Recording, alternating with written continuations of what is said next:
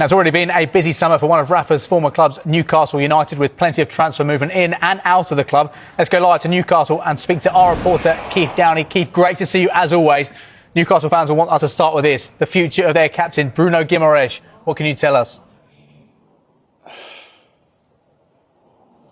Yeah, James, thanks very much. Welcome to the quayside here at Newcastle, where I have to say every Newcastle fan that I've walked past, that is the one question on their lips. What is happening with Bruno right now? And that is because the news broke less than 48 hours ago that Bruno Guimarães has asked Newcastle about the possibility of leaving the club and exploring a move to Arsenal. Now, the thing that makes this confusing, I think perplexing for Newcastle United, is that they have had no direct contact from Arsenal at all regarding the availability of Bruno Guimarães. No contact, no bid, no nothing, but there has been contact made with Newcastle through intermediaries. So, of course, Bruno Guimarães has got a super agent working for him right now. My understanding, James, of the situation is that Bruno himself has spoken to the club and indicated that he would be keen to explore a potential move to Arsenal if it were there, but only on the grounds that suited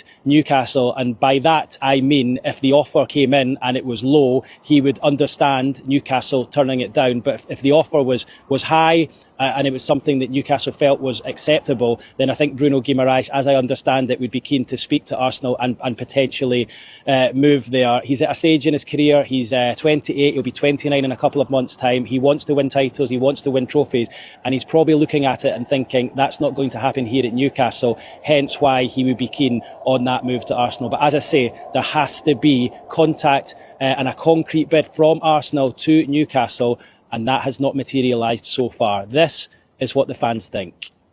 To be honest with you, I think you can understand his feelings. He wants to win something. But there's no reason why he can't stay, maybe win something with Newcastle. I hope he stays, but if he goes, well, there's nobody bigger than the club. Legend of the club, but the season we've just had, almost like can't blame him for wanting to go. The club feels like it's in a little bit of a mess. We're starting to sign players, but I don't know, it's one of them. I want him to stay, obviously, but I can't blame him for what's going on. It's not great. The uncertainty in what's going on, I would like him to stay.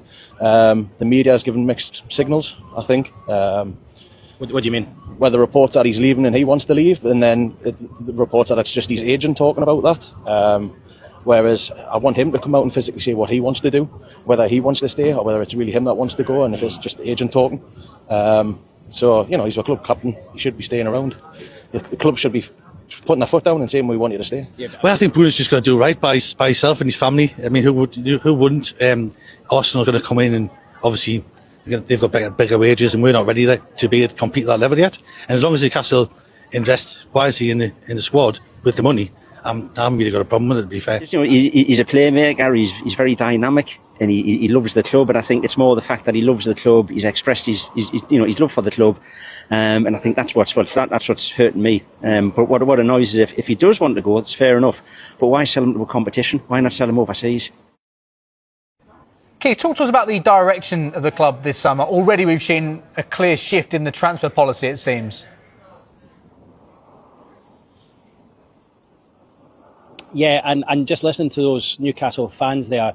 You can tell that they sense that, they see that themselves. It's clear and it's obvious that I think gone are the days of Newcastle, certainly in this window, breaking their transfer record. We saw that last summer when Nick Woltemade arrived from Stuttgart for £69 million, Alexander Isak 2 years previously for £63 million.